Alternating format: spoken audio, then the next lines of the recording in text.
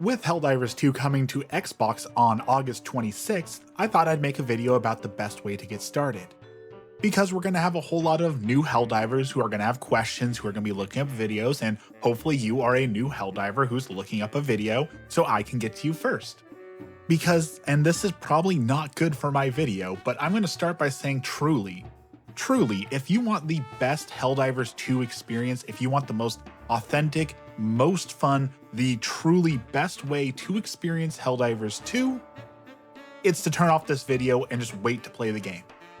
And again, I know that's weird advice since, I'm making a video and you're watching a video, so obviously you want the advice, but like the true magic of Helldivers 2 comes from not knowing what you're going into, not understanding the game, not understanding the objectives, accidentally blowing up your allies, coming in ill-prepared, not understanding what things do. Like, it truly is a magical way to experience the game. And if you look up way too much information and go into it way too knowledgeable, you're going to spoil that fun magic for yourself. And if you ask any of the Helldivers who've been around for a long time about like their favorite memories in Helldivers, it's going to be things like the time I didn't know what this was and I accidentally blew up my allies, or the time that I landed with the totally wrong equipment and we were just running and outnumbered and it was totally brutal the entire time. Things like that are what truly make the game. So again, if you really want the best Helldivers 2 experience, you go in completely raw and learn in the moment. In fact, you'll find that that's the in-lore way to experience the game as well. You'll start the game and you'll get a training segment, and the training segment only covers some very bare basic controls and almost nothing else about the game, because the Helldiver you are playing as has poor training and is probably an 18-year-old kid who got 5 minutes of training and has been frozen for 30 years. Like, you're not going to understand what weapons you have, you're not going to understand what threats you're up against. That is in lore the Helldiver you are playing as. Okay, if you've made it this far, chances are that you're saying, okay, you know what? I want to ignore your warning and I actually want to get the information. Fair enough, I'll give it to you. I had to get that out of the way because I, again, truly think that is the best way to experience Helldivers. But if you're a new Xbox Helldiver, welcome. Let's get you through boot camp. First, what is Helldivers 2? Helldivers 2 is a player versus environment only game where you cooperatively work together to complete missions. There is no player versus player content. However, friendly fire is always and permanently enabled.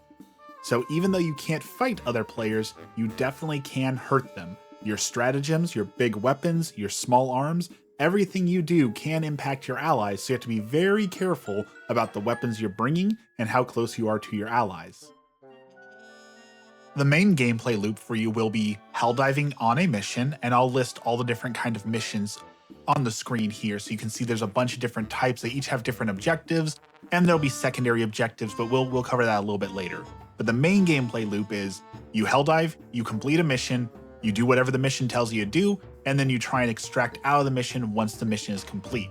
It is worth noting that once you complete the main objective, the mission is complete. Extracting out alive is considered a secondary objective. It is not mandatory to win to extract out alive. However, if you manage to extract alive, not only do you get more points, but you also get the ability to get samples, which we'll cover a little bit later. Then once that dive is over, you return back to base and you do the next dive, and then the next dive, and then the next dive, and you do that for years on end. And I know what you're thinking. You say, well, I'm going to get bored of that. If all I'm doing is the same missions over and over and over again, won't I get bored? The answer is no. No, you won't. You simply won't. Don't even worry about that. You are not going to get bored of this game. Now, once you actually get through boot camp and have like the freedom to choose what to do, one of the first things you're going to run into is, what enemy do I want to fight? Because you're going to look at the map and you're going to see there's a lot of options. Now, most likely your map will not look like this, and that's because the map is always changing. There have been times where we have wiped the enemies off the face of the galaxy and you just simply can't fight them because we have destroyed them so hard. But in general, you'll always have the major order, which you see on the right-hand side of the screen, that'll tell you kind of where to go. The major order is the story. It's what the high command is saying you need to accomplish or do to progress the story, and there is perks or rewards if you pass, and then there are negative effects if we fail, and it is a we. It's not just you, it's everyone as a whole. However, when you're just getting started, you probably won't care about that. Chances are either A, you're just diving with friends, in which case they're going to make all these decisions for you and you don't get to say in it, which is pretty fun. Or B, you're just going to choose a front to land on. So let's talk about it. There's red, orange, and purple. Orange is the bugs, red is the bots, and purple is the squids. Now, as a community, if you ask what is the best one for new players to start on, what is the easiest ones, I think most people will typically tell you to land on the bugs first. And to that, I'll agree. I think for most people, the bugs are going to be the best first experience. However, I'm going to talk about all three briefly so you can kind of have a little bit of an educated opinion yourself on which you want to do. The bugs typically swarm you. They do call-ins, and most of them have only melee attacks. So there'll be a big call-in of bugs and they'll try and swarm you. So you can use machine guns, you can use explosives, you can use your base weapons, you can use eagles. A lot of different things work on the bugs, and that's why generally people suggest go to them first. They tend to be very easy to mow down. They tend to be very fun to fight against, but there's enough variety and change up of things. They're like, hey, this isn't getting stagnant or boring. But do consider some of that advice was before things like the Predator strain existed, which is a buffed up super group of bugs that run very fast and do very high damage. So just know that a lot of the advice you hear probably is from an older time where some of these things didn't exist. The bugs can catch up to you, the bugs can overwhelm you, the bugs can devastate you. And they've had new units and changes to armors and things along the way that have varied these opinions. But for the most part, if you enjoy fighting large swarms of things that you can mow down with explosives or mow down with a machine gun, the bugs are your guys. As for the bots, most people dislike the bots. Like, there's a huge dislike for the bots. And this is one because most of them are ranged, so they can actually shoot back at you, which makes for a terrifying experience. But also a lot of them use explosives, which means you tend to get ragdolled a lot more. Now, they have been changing the ragdolling a lot, and we've seen a lot of changes to it to try and make it less frustrating. But as a whole, most people seem to dislike being shot at from a range and being ragdolled everywhere. Not to mention that if you're not perfect on accuracy, some of the enemies can be really hard to take down because your light penetrating guns only hit very weak points. And if you can't hit those weak points like the head or the back, then you're going to have a bad time. The Illuminate is the newest faction, the Squids, and they kind of have a mix of everything. They've got some heavily armored units that fly that are really annoying. They've got large swarms of basically zombies that are just mindless and run at you. They have big tanks, they have shields that block things. I would say out of all the factions, people most dislike the Illuminate.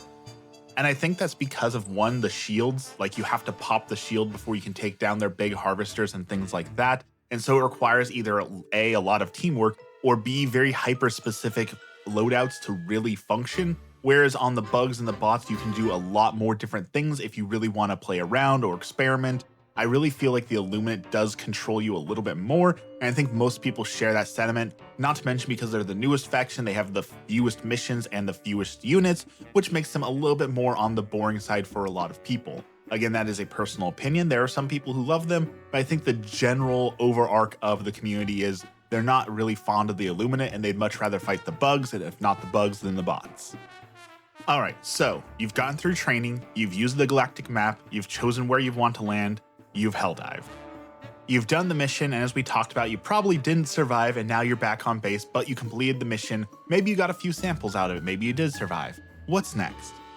Well, as you collect those samples and complete missions, you're going to get level ups, you're going to get requisition slips, and you're going to get samples. And that will allow you to upgrade your gear in certain ways. As you use certain guns multiple times, you'll level those up, which allows you to change things like the scopes or minor things on how they handle. It's not hugely impactful, but it is fun and it is customization. But for the most part, you're going to be focusing on upgrading your destroyer, which increases your stratagem abilities, or you're going to be focusing on unlocking new stratagems to give you new tools for beating the game. Now I'm going to flash the stratagems up here and you can see kind of the cost and where they're associated with and a little bit about what they do, but let's pump the brake and say, what is a stratagem? Because if you're new, you might not even know. So what is a stratagem? The stratagems are your primary weapon, especially in higher level difficulties for completing the mission. It is your main customization and it's going to alter the way that you play the game.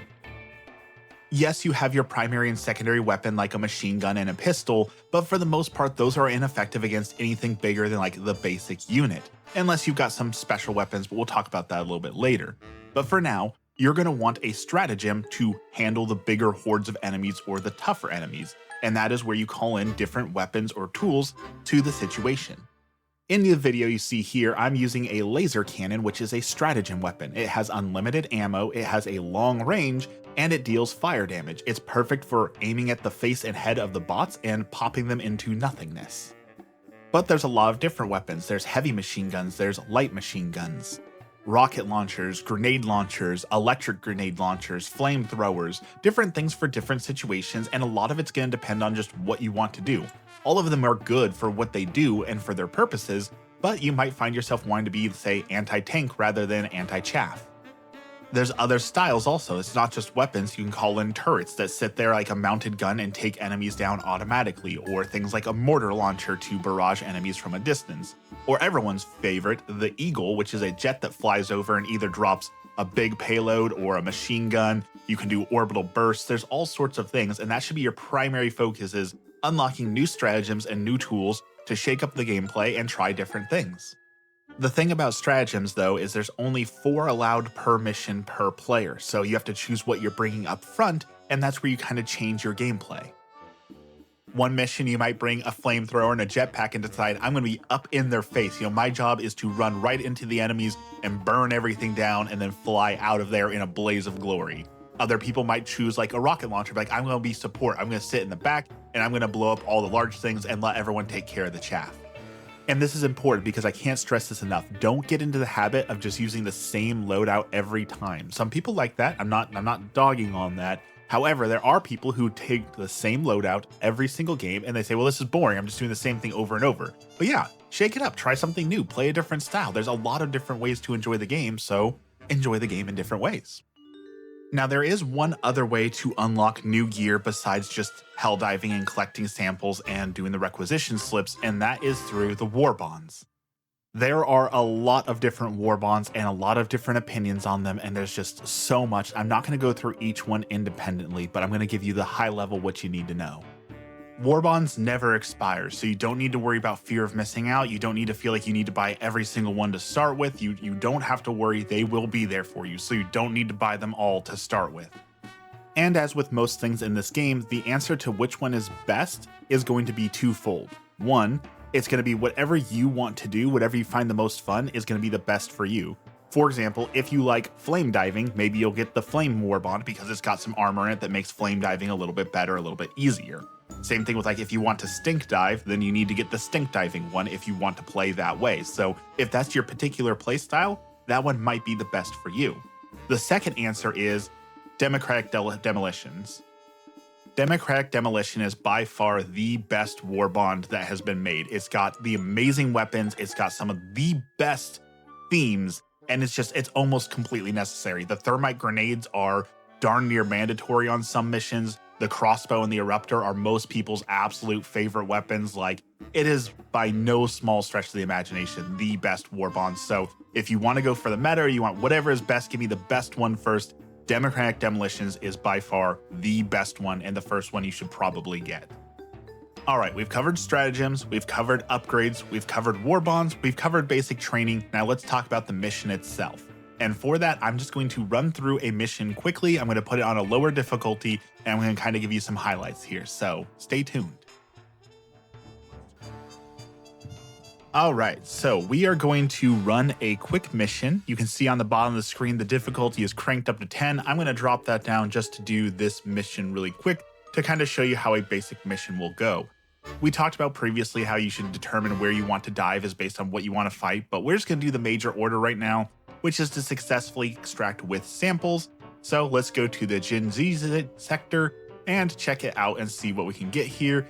As you can see, when I look at these different areas, I can see, okay, there's 200 people diving here, there's 600 people diving here, there's 3,000 people there, and there's 2,293 diving there. It looks like most people are diving over here to protect this sector, which is required. We have to hold this place when the order expires, but we're going to help with getting some samples. So we're going to dive here really quickly. I am going to turn off matchmaking so that no one has to suffer through this with me. So we're going to be on challenging 4. We're going to go here and we're going to send a newt.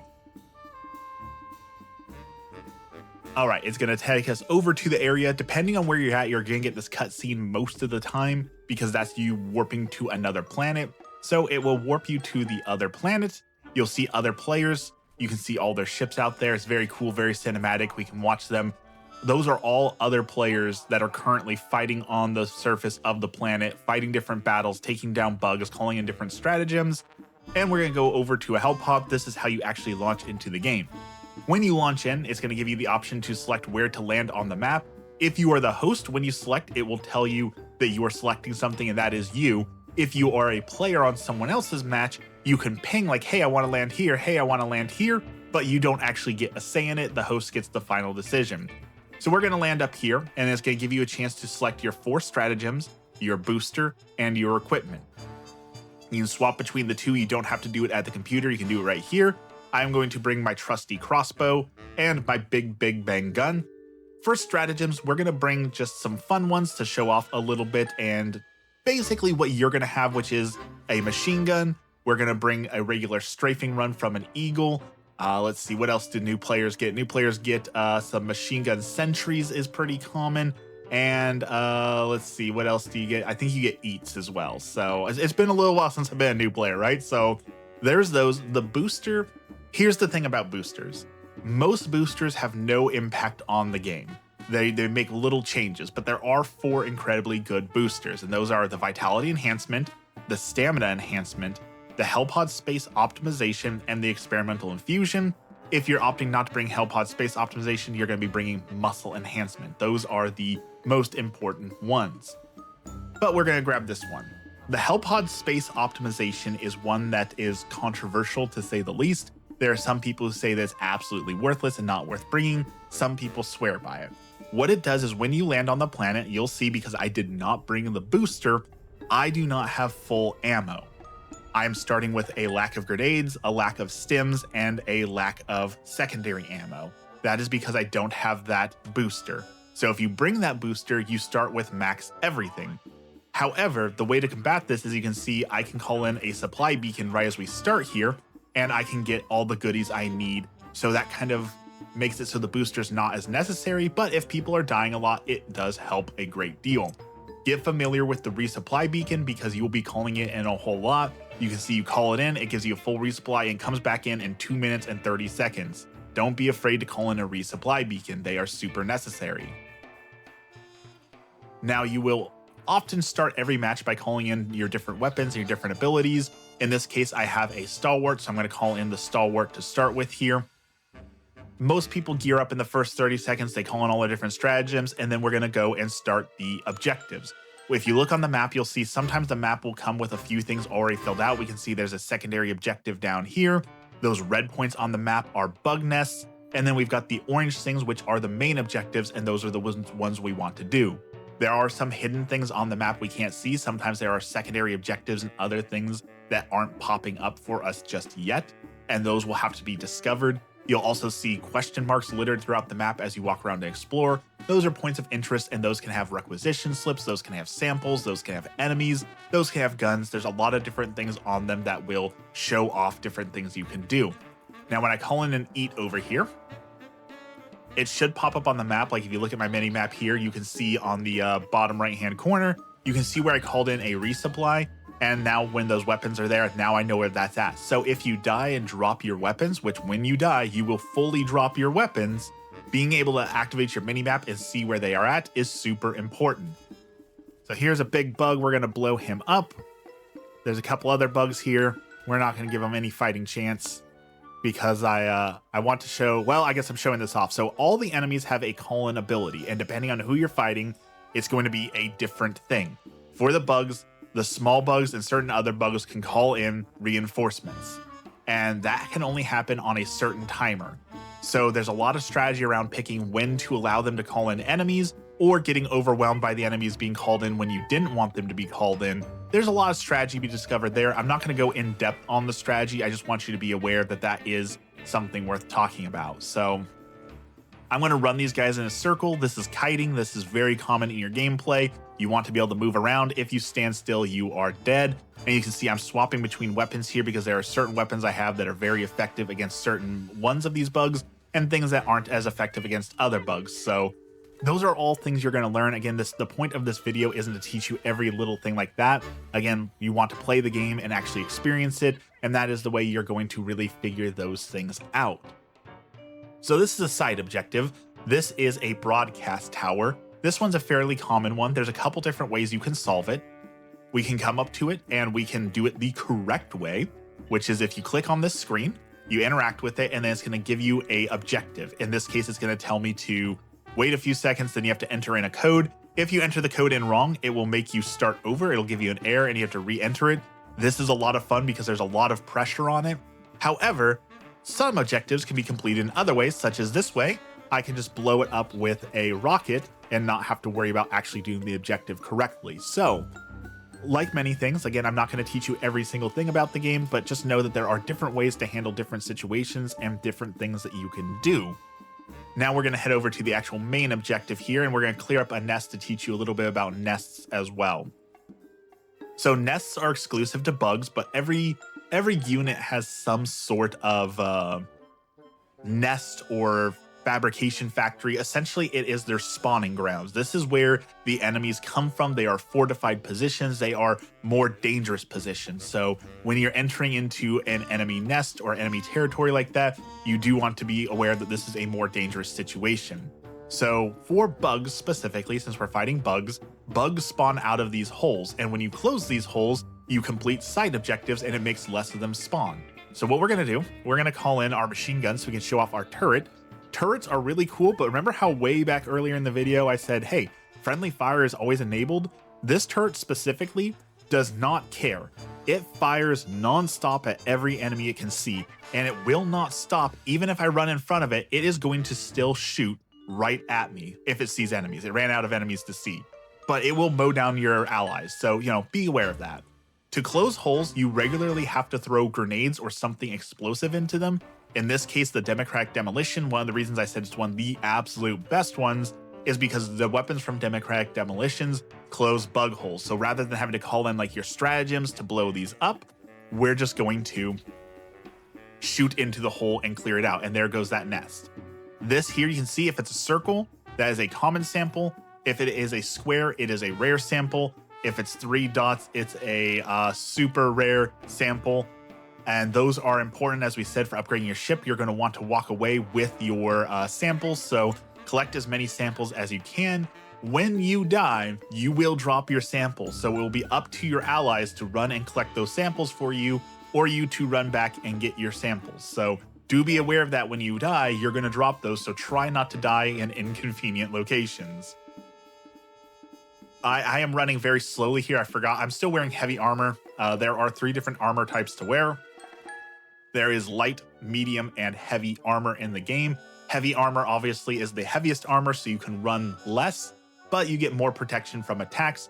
Light armor, you get less protection, but you can run for longer and faster. That is 100% a gameplay preference. At this point, because I like to play in a very reckless, loose cannon way, I never take off the heavy armor. I am always in heavy armor. I enjoy it. Usually I have a jetpack to kind of counteract how slowly you run, but we're just showing things off here. So I'm going to call in an eagle to show off the strafing run here. So as I said, like, your primary weapons are strong, but your stratagems are the ones that are absolutely going to decimate. You saw that turret just absolutely take out all those dudes. The strafing run ran through here, destroyed all these guys. So use your stratagems. They have certain amount of uses. They have cooldowns, but don't be afraid to use them. A lot of new players are too afraid to use their stratagems, and then they end up losing them or not using them enough and dying instead. Use your stratagems. You're not going to run out unless it's a very specifically one that has like a limited use, like the orbital laser, and it'll tell you there's only 3 uses of this gun or whatever it may be. You can see enough time has passed since the last bug breach that now they are calling in another bug breach. As I said, there is a timer for that. So in this case, I'm on top of the objective. I did not want a bug call in to happen here. I would have much rather had that not near the objective so that we're not, swarming in our objective. In this case, though, because the difficulty is so low, it's not going to be a huge problem. Up in the top right-hand corner, you can see what my current objective is. Again, this is the main objective. This is what we need to complete to actually win the mission. In this case, it says we need to find the hard disk containing the launch codes. I am in the area for it, but it's not going to just point me directly to where it's at. And sometimes the objectives will be a little bit off. It'll give you a general area, but it won't tell you like, hey, walk specifically here. So we've got to look around a little bit for the objective. Typically, you're going to look for this, which is just like the little hard disk. Now we've got the codes, and now we're going to walk towards the other orange objective that is now popping up, which is the actual launch the nuke. So we're going to head over that way. You'll see this map has a lot of water on it. Another keynote, like Sonic the Hedgehog, we cannot swim. So be very aware of that. You are unable to swim. So don't go in the water. Water is bad. Oh, okay. So this is a predator. Excuse me, a stalker. Not the predator strain exists, but this is a stalker. Stalkers are one of the most notorious enemies in the game, and even on this lower difficulty, they are going to be tough, because here's the interesting thing about the difficulty in this game. Putting it on a lower difficulty doesn't make the enemies less powerful. It might spawn less of the enemies, but it doesn't make the enemies any less powerful. So those stalkers are at full power and can chew me up even though it's on an easier difficulty. So you can see I have run out of supplies, so I'm going to call in a supply train now. I should have done it earlier, honestly. You never want to run out of supplies. Stims are life, so I should have done that a little bit earlier, but we're going to resupply full supply up. You can see I only got 2 stims out of this supply pack. That is normal. You only get 2 stims and 2 grenades out of it. You can grab another one to get more. However, as you'll see, the resupply only comes with 4 things on it. So if you're playing in a 4-man match, if you take 2, that means one of your allies is not getting a resupply at all. So be careful about that. Be generous with that.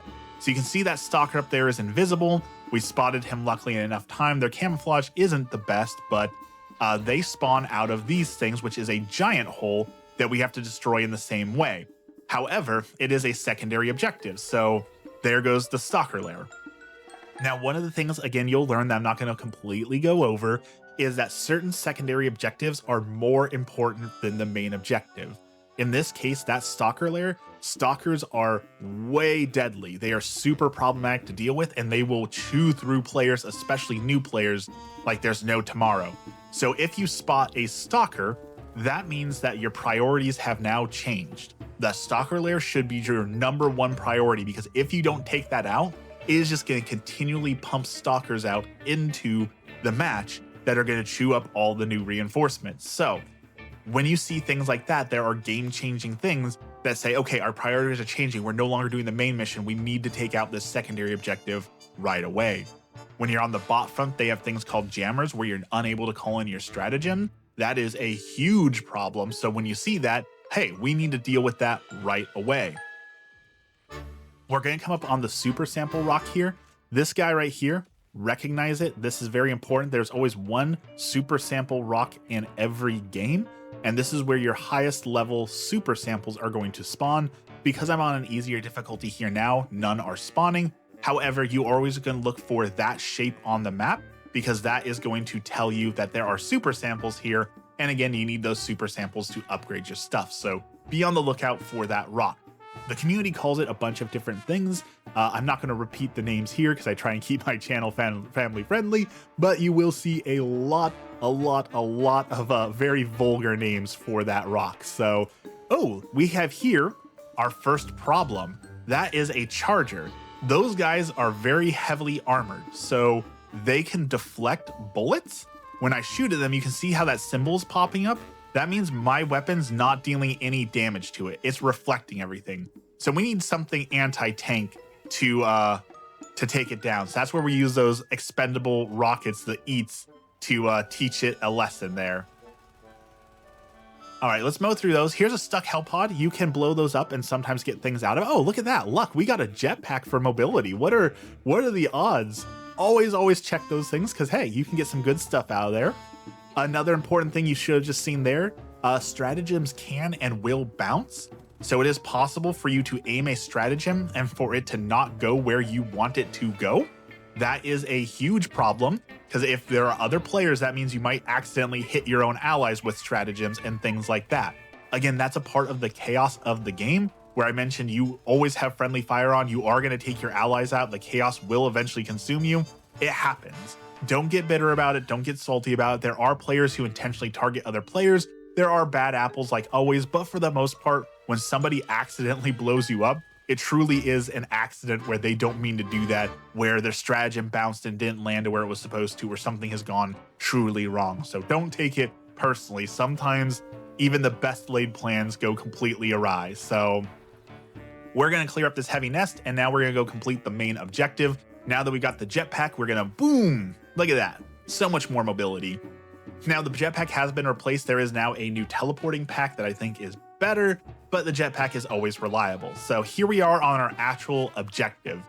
Now some objectives, I believe this is one of them, will call in enemies. Even if the enemy call in is down, basically you have to defend the point. And so to launch the IBM, there is a 9 or 10 step process that you need to complete to launch it. And while that's happening, it's going to constantly be calling in enemies for you to make it difficult. So that is where you need to team up with other people to make sure that you are properly handling and defending the area.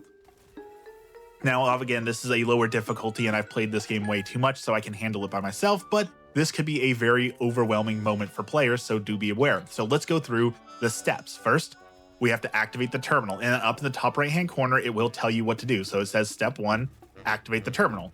All right, we have activated the terminal. Now it says to log in to the missile control system, which means we need to enter this code. We've done that.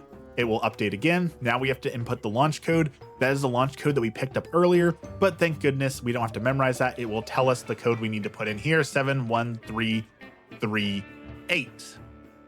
Now it's going to have us manually disengage all the locks. Again, it's telling us every step of the way what we need to do. You'll never be lost on that front. So let's do that. I see some things exploding over there, so it looks like some enemies are spawning and coming over here. So we're going to pull these up. The big one is like the geologist mission. If you're doing geology missions, it will constantly spawn enemies that will fight you. So do beware of those ones. Those ones are typically more difficult. We're going to disengage all these locks. We're going to let the turret take care of anyone who's trying to sneak up on me. We're going to heal up just a little bit. We're going to unlock this, and now we wait. And this is where, like, if enemies are swarming, things are calling in. This is where, like, the chaos starts. Like, oh man, we've got to survive for a while. While that loads up, we'll talk about on the ground, you can find lots of supplies. The boxes like this will give you ammo. These are stims, so if you have low on stims, this will fully fill up your stims. So always look for these extra things. Always be scavenging. It never hurts to scavenge more gear. The ground is always littered with gear, so don't be afraid to pick it up and use it. It is your friend, especially like the mega cities. There is so much ammo in the mega cities. All right, this is going to raise up for a little bit longer. Again, when you're on harder difficulties and there's more enemies, this is a little bit more thrilling, but because we're on a lower difficulty and there's not as many enemies, we just got to sit here for a second. So let's call in and eat. The eat is on a 1 minute timer, so it never hurts to litter the ground with these guys because they will just sit there for us. So if something big spawns, there are some rockets for anyone to use. And generally, the general courtesy with like the eats and stuff is if it's there, use it. So there are some things like a big weapon, like the recoilless rifle, for example, is the big bazooka that a lot of people use for anti-tank. If someone dies, the general courtesy is to call them back in near their gear so they can go pick it back up. If you pick up and steal their gear, typically people get upset about that and they might KO you for it.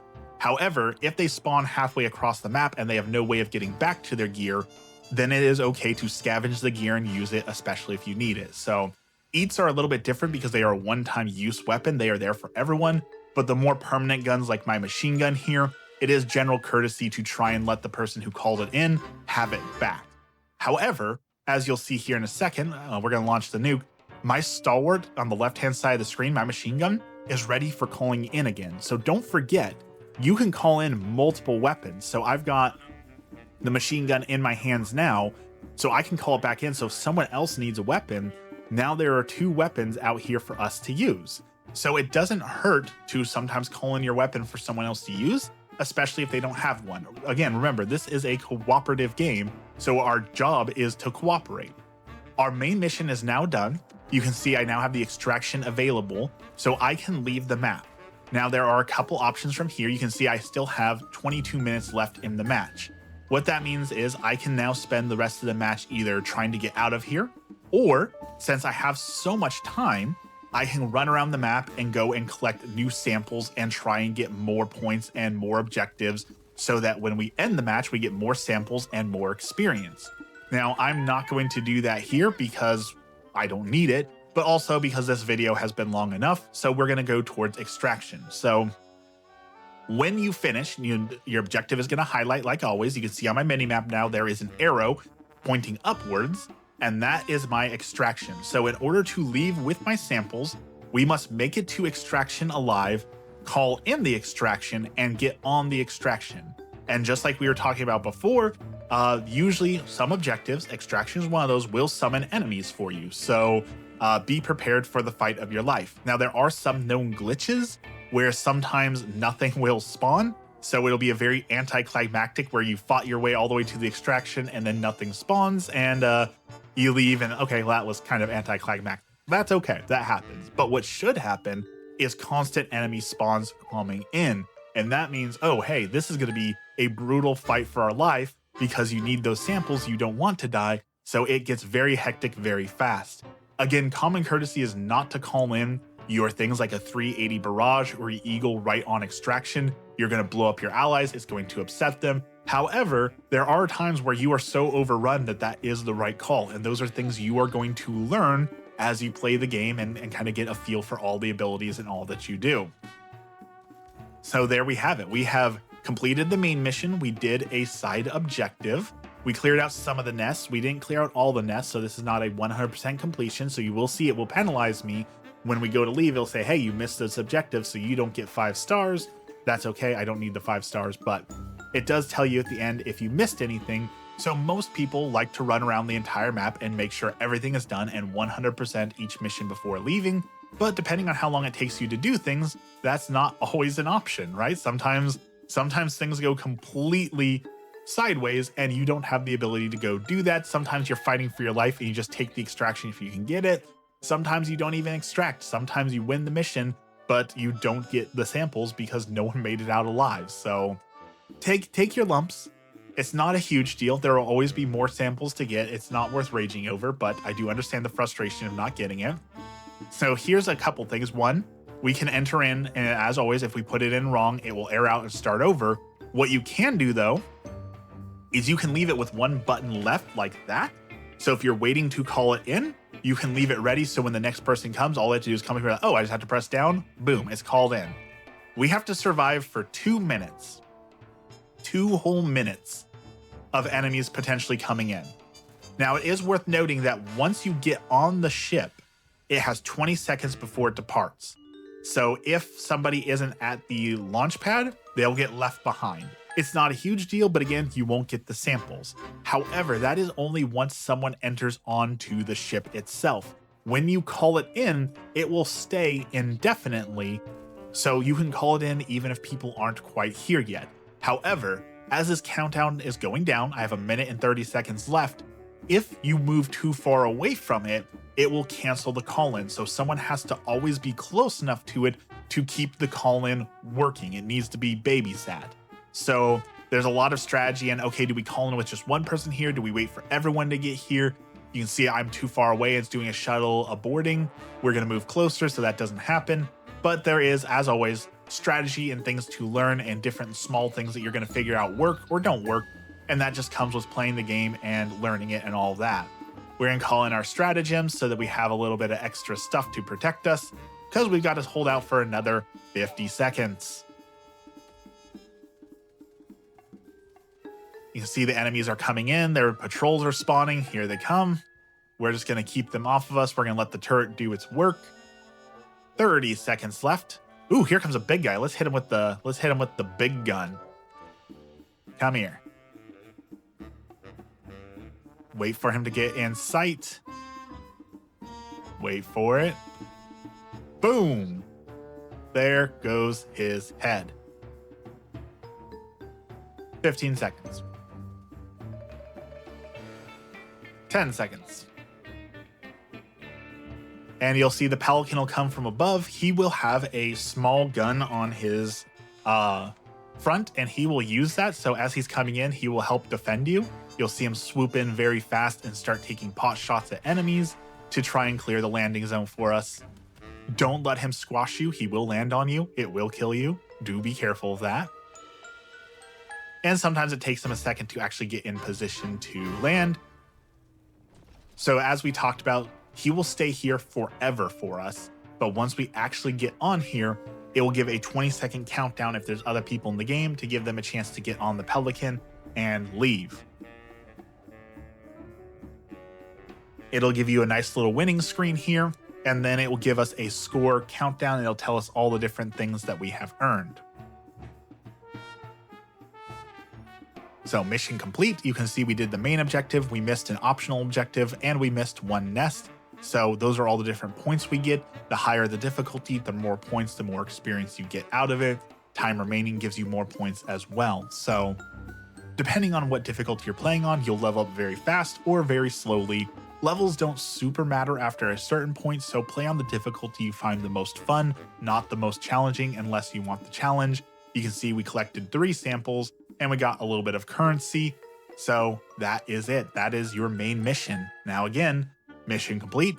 Now you dive, now you dive, now you dive. You do that for the end of eternity. You are going to continue to dive. There is one more thing at the very end of the mission I'll show you here. This doesn't matter as much, but if you're a stats kind of person, you can look at the stats at the end here and it will tell you different things.